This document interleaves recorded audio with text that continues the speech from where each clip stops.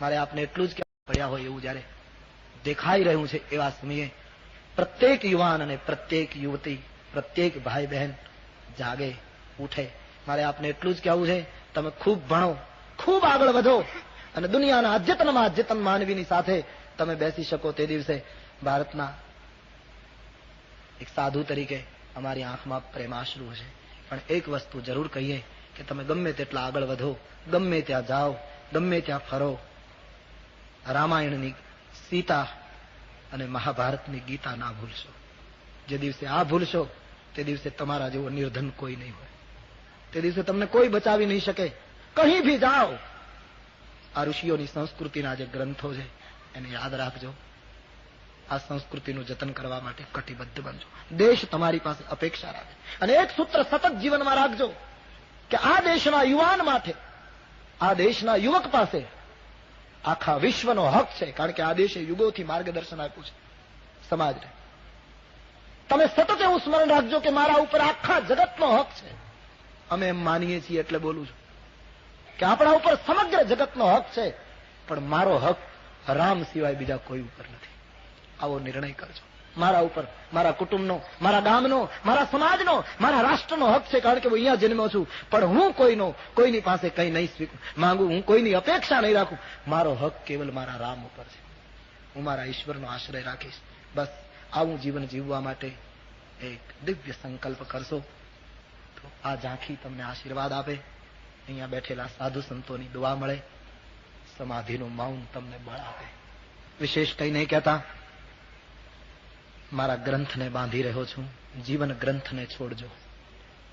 જીવન ગ્રંથના પ્રકરણો ભૂતકાળમાં બગડેલા હોય એના ઉપર ચોકડી મારી દેજો. ભવિષ્યના પાના કોરા હોય તો એના ઉપર રામ નામ લખવાનું શરૂ કરજો. જીવન કી કિતાબ કો શાસ્ત્ર બના દેના. જીવન કો 50-500 વર્ષ જીવવાનું છે. 100 વર્ષની અંદર जीवन पूરું કરવાનું છે. इसलिए अस्मिता से जियो, सत्य की राह पर जियो, समर्पण की राह पर जियो. विशेष तो શું કહું, આપ સૌએ ખૂબ જ શિસ્ત, ખૂબ જ અદબ અને ખૂબ જ ભાવથી કથા શ્રવણ કર્યું છે. તેનો અમારા હૃદયમાં એક સંતોષ લઈને मैं यहाँ से विदा ले रहा हूँ.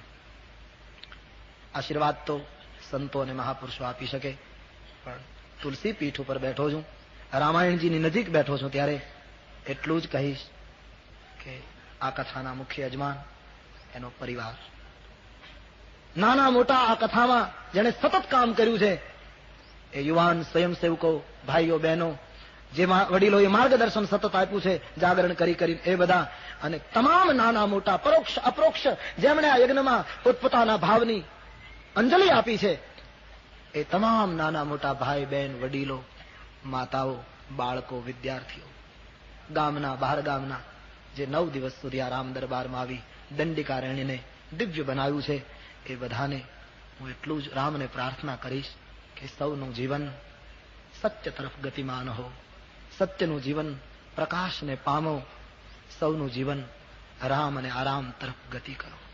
આપ સૌના જીવનમાં સાત્વિક સંપત્તિ, સાત્વિક શક્તિ અને સાત્વિક બુદ્ધિનો ત્રિવેણી સંગમ બનો, અને એ ત્રિવેણી સંગમને કંટ્રોલ કરવા માટે તમારા હૃદયમાં ભક્તિનું સર્જન થાય. इतना कहकर मैं मेरे प्रवचन को विराम दे रहा हूं.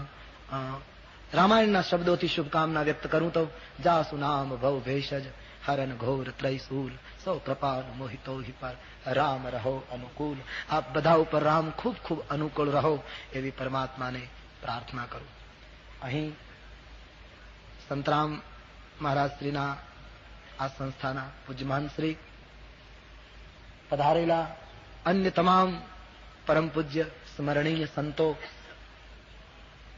પાઠ કરનારા પાઠક ગણ, આચાર્યો, મુખ્ય આચાર્ય, અને મારી સામે બેસીને કથા શ્રવણ કરતા અહીં અંદર ગમે ત્યાં બેઠા હોય તે તમામ સંત સાધુઓ, મહાત્માઓ, ભૂદેવો, આપ સૌના ચરણમાં ગાદી પરથી પ્રણામ કરીને કેવલ એક વાત કહીશ કે બાલ વિનય સુની કરી કૃપા हमें राम चरण रति देहूं.